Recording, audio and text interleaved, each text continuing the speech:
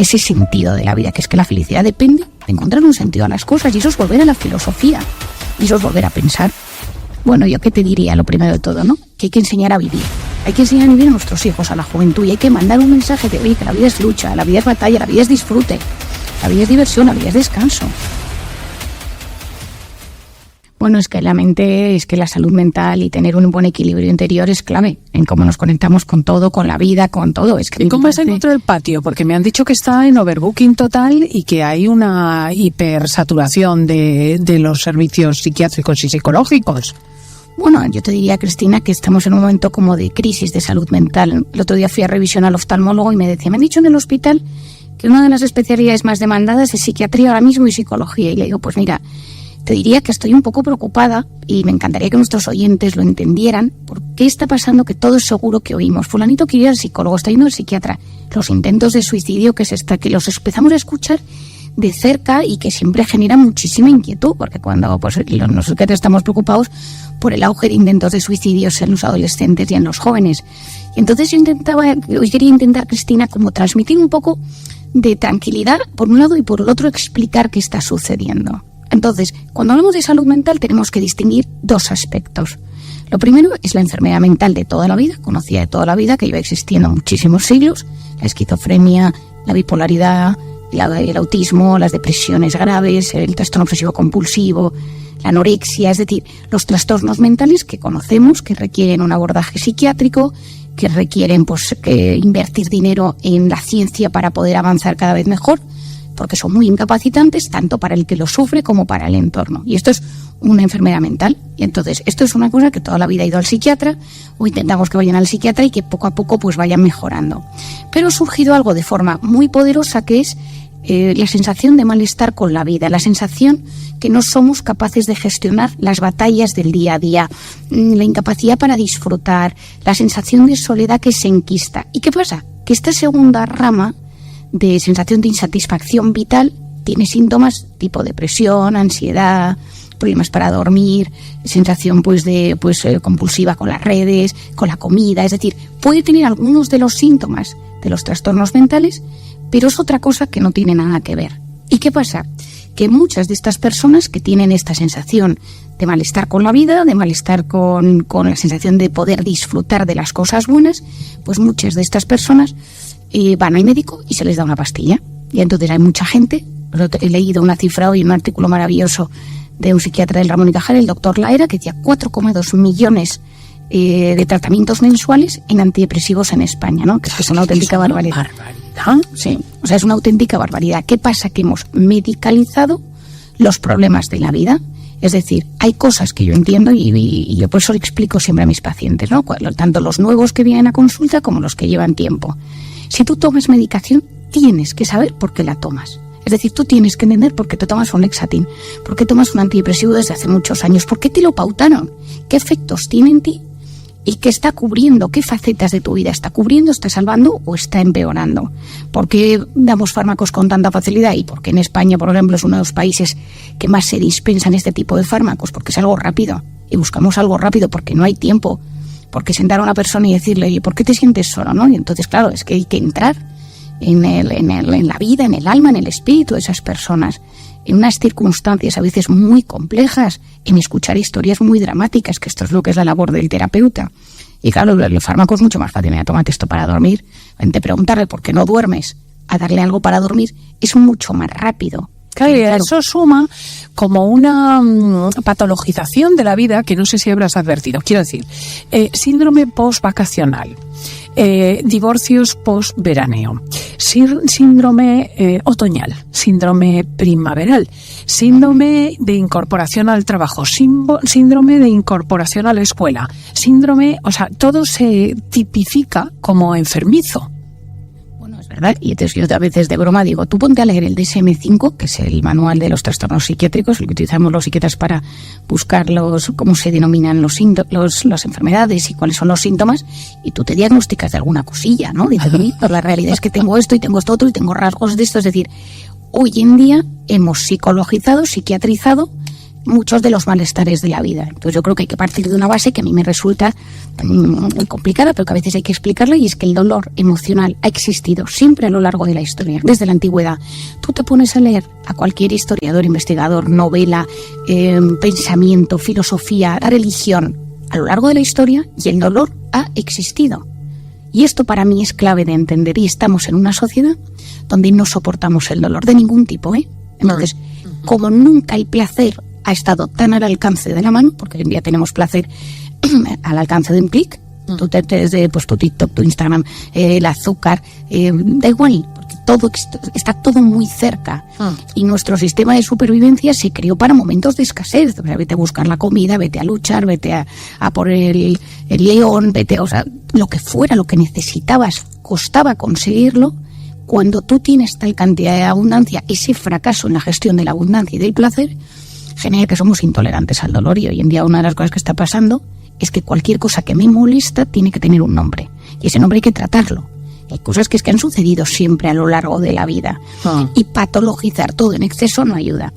Claro, ¿y qué hacemos? Porque ahí tenemos dos problemas. Por un lado, que el sistema sanitario está que explota en el ámbito de la salud mental, además añadido que no tiene suficientes recursos, y luego las personas pues no caben en las consultas. Bueno, hay el título de un libro que se llama Más Platón y menos Prozac, que a mí siempre me ha parecido que el título es sublime, ¿no? Que, bueno, hemos dejado de pensar, y entonces una sociedad que ha dejado de pensar es una sociedad que está abocada al fracaso. Yo cuando explico en mis conferencias a mis pacientes, me dicen, ¿qué está pasando, María? Y le digo, vivimos intoxicados de cortisol por miedo, por la incertidumbre, por la sensación de soledad, por situaciones de penuria precarias que nos ponen en estado de alerta, y esa intoxicación de cortisol lo que hace es que nos inflamemos, nos pongamos tristes, estemos irritables. Entonces, identificar cuáles son esos factores que a nosotros nos llevan a esta situación. La segunda es ese abuso, consumo de dopamina constante, de placer constante, que nos lleva a no poder disfrutar luego de las pequeñas alegrías de cada día, porque claro, hay estudios muy interesantes sobre cómo sube la dopamina, la hormona del placer, según qué cosas haces. Y entonces las cosas del día a día producen menos dopamina que ver porno, por decirte algo. Entonces, claro, la vida se te hace aburrida. Tú hablas con los jóvenes y les parece todo lo que es real, les parece un rollo. Les parece alguna cosa muy aburrida. Y entonces yo creo que hay que conseguir que la gente piense, ¿no? Entonces, es una utopía, ¿no? Pero bueno, por intentarlo. Bueno, y nuestros oyentes son distintos. Tú habla que nosotros aprendemos. Bueno, yo qué te diría, lo primero de todo, ¿no? Que hay que enseñar a vivir. Hay que enseñar a vivir a nuestros hijos, a la juventud, y hay que mandar un mensaje de, oye, que la vida es lucha, la vida es batalla, la vida es disfrute, la vida es diversión, la vida es descanso. Una sociedad que no sabe descansar, pero descansar de verdad, parar, freno, meto mi organismo en modo parasimpático, es decir, salgo del modo alerta y aprendo a reflexionar, a agradecer, a plantearme las grandes cuestiones. Hay un libro maravilloso que me encantaría que nuestros oyentes todos lo leyeran, que es El hombre en busca de sentido, de Víctor Frank. Que es para mí es de los mejores libros que, bueno, es que yo lo leo una vez al año, lo leo, ¿no? Y entonces, en este libro, Víctor Frank, y todos sus pensamientos, el metido dentro del campo de concentración siendo psiquiatra, yo me lo imagino, porque me pongo un poco en su lugar y digo, yo me imagino con la típica idea en la cabeza metido dentro del campo de concentración, y le va contando al de las SS su idea, ¿no? Y entonces, mientras él está con los pies agarrotados, sin calcetines, trabajando, al de las SS le va preguntando por la felicidad, por la vida, por el sentido de la vida del de las SS, ¿no? Y entonces el otro le mira atónito, porque claro, le está haciendo pensar. Y él, cuando está ahí metido, lo que piensa es en un escenario subido en Viena explicando la logoterapia, ¿no? La terapia del logos, la terapia del sentido. Y él descubre, pues si esta vida tiene un motivo, puedes saber cómo salir adelante. Ese sentido de la vida, que es que la felicidad depende de encontrar un sentido a las cosas, y eso es volver a la filosofía, y eso es volver a pensar, y hay que hacer preguntas trascendentes que son muy incómodas, Cristina, porque son muy incómodas, efectivamente, que además están muy mal vistas y parece que son ridículas, pero que resulta que han ocupado a los hombres y mujeres más inteligentes de la historia siempre. Bueno, y de hecho a mí me encanta cuando vuelves a leer a los clásicos, que te das cuenta que las preguntas, oye, pues tampoco es que somos tan originales, y lees en la época de los romanos y luego la filosofía de cualquier tipo de religión y cultura, pero la gente se ha planteado las grandes cuestiones. El miércoles tuve un paciente en la consulta cuya hermana pues se ha suicidado este verano, ¿no? Y entonces tuvimos una sesión de 1 hora sobre qué es la muerte. Y me dijo, ¿cómo es posible que vivamos tan de espaldas a la muerte cuando es algo tan frecuente? Y tuvimos una conversación filosófica, luego me mandó un correo electrónico, Me dijo, me has hecho pensar más en esta hora que en mis últimos 10 años. Sí, es que estamos en una sociedad donde la muerte parece una tragedia y no un hecho absolutamente cotidiano y obligatorio. Quiero decir, esta semana hemos perdido a Amando de Miguel, a María Teresa Campos y a María Jiménez, y no es nada raro. Es que se han muerto porque han llegado al final de su vida. Totalmente. Y esto siempre ha existido. Esto siempre ha existido y nos va a pasar a todos. Y no hablamos de ello ni lo pensamos. Bueno, de hecho hay una psiquiatra que falleció hace unos años, que fue profesora de muchas universidades, la doctora Elizabeth Kubler-Ross, que es una psiquiatra que lo que hizo, un día podemos hablar de esto, Cristina, ella lo que se dedica en un momento es decir, oye, ¿cómo es posible que no se estudie la muerte en medicina? Que no se estudie la muerte en todas las causas, o sea, se tiene que estudiar qué es la muerte. Entonces ella decide en Estados Unidos ponerse al lado de los moribundos a ver qué es la muerte. Y qué pasa cuando te mueres, y qué sientes cuando te mueres, y de qué cosas te arrepientes antes de morirte, qué cambiarías, tal. Y entonces, bueno, tiene unos libros maravillosos en la cual ella dice, oye, por favor, que hagamos que la gente piense. Hubo una parte de la comunidad científica que lo aceptó y otra parte que dijo, no, hombre, no, esto es mentira, ¿no? Y entonces ella decía, bueno, pero que alguien se dé cuenta que tenemos que abrir los ojos a la sociedad, porque una sociedad que vive en ese consumismo incesante, en esa necesidad de estar constantemente pues viviendo con placeres instantáneos, sin pensar, adictos a experiencias vibrantes, como dice el filósofo José Carlos Ruiz, somos drogodependientes emocionales, o sea, buscamos emociones constantes. Sí, necesitamos conducir deprisa, necesitamos beber, necesitamos ver cosas fuertes en televisión, necesitamos un tuit tras otro, necesitamos contenidos de internet constantes. Bueno, y esto que sucede, como tú bien dices, es que a medida que nosotros tenemos ese nivel, esa ansiedad tan constante de vivir cosas emocionantes, intensas, extremas, uno de los temas que sucede en nuestro cerebro es que esa corteza prefrontal de la que tanto he hablado, que es la que, por si nuestros oyentes han olvidado este verano, es la que nos ayuda a pensar, a reflexionar, a planificar, a poner metas, a posponer la recompensa, esa corteza prefrontal deja de funcionar. Y entonces, en ese momento, lo que sucede es que cuando la corteza prefrontal no funciona bien, nos volvemos personas más extremistas, buscamos cosas más intensas, nos cuesta empatizar, y entonces vemos un tuit y somos súper agresivos. Nos cuesta ponernos en el lugar del otro. Una sociedad que no puede empatizar es una sociedad muy pobre, emocionalmente hablando, Cristina. Entonces, yo creo que se han mezclado varios factores, tanto sociales, bioquímicos, tecnológicos. Hemos vivido una pandemia y entonces hay mucha sensación de, oye, lo he pasado muy mal. Y claro, todo el tema de las redes sociales en los jóvenes. Claro, y tú pensabas antes, pues lo he hablado esta mañana, ayer por la tarde, con un paciente que me decía, mira, Marian, yo soy un chico joven, toda mi vida, porque 18 años, toda mi vida me he dedicado a pasarlo bien, pero desde que vivo enganchado, que si los videojuegos, que si las redes, a veces me cuestan las relaciones humanas. O sea, yo de repente en verano quedábamos en pandilla y teníamos todos que tener un móvil en la mano, al menos para enseñar algo del móvil. Y a veces nos decíamos cosas por WhatsApp o por Instagram o por la... Si ves a los niños en las plazas de los pueblos sentados en filas de 4, 5, 7, mandándose entre ellos WhatsApps. Bueno, claro, y dices, oye, pero ¿será posible? Y si una sociedad no se sabe comunicar, pues claro, la vida está, las cosas buenas de la vida suceden en la vida real, las que realmente nos llenan, las que realmente tienen la capacidad de sacar lo mejor que nosotros llevamos dentro. Entonces, volviendo a nuestro tema de salud mental, yo creo que lo más importante es decir, ¿qué es lo que no estoy siendo capaz de gestionar en mi día a día? ¿Es por mi personalidad? ¿Es porque tengo alguna herida sin sanar? ¿Es porque las circunstancias que yo estoy viviendo ahora mismo en mi vida son adversas y como son tan adversas necesito algo que lo palíe? Yo tengo una paciente que he visto esta semana, su madre con Alzheimer, una demencia terrible, que tiene episodios de agresividad, vive en casa. Y mi paciente está medicada y ella entiende que su medicación es porque si no se muere. O sea, ella necesita, porque la gestión de su madre es terrible. Pero uno tiene que entender por qué está tomando medicación o por qué necesita medicación. Luego quizá uno diga, pues mira, lo acepto y es así, y me cuesta vivir sin ello, y no quiero que la gente que esté tomando medicación y que nos escuche diga, entonces María no quiere. Sí, claro que sí, yo lo que quiero es que entendamos por qué hacemos lo que hacemos, seamos más conscientes de nuestra vida, tomemos las riendas de nuestra vida y digamos, vale, es que este tema, como no soy capaz de gestionarlo porque me cuesta, porque me da miedo, porque porque abro unas heridas que no voy a ser capaz de gestionar. Prefiero tenerlo tapado tomando esta medicación, ¿vale? Al menos eres consciente de ello. Pues ahí queda este consejo que yo creo que es de un realismo extremo en este comienzo de temporada, que gracias a Dios hacemos de la mano de Marian Rojas, que es autora de varios bestsellers indispensables. Encuentra tu persona vitamina, o ¿cómo era el otro? El de la felicidad, que se me olvida el título. ¿Cómo hacer que te pasen cosas buenas y encuentra tu persona vitamina? Adiós, Cristina. Gracias. Hacer que te pasen cosas buenas. Adelante. Muchísimas gracias, Marian. Muchísimas gracias y buenos días a todos nuestros oyentes.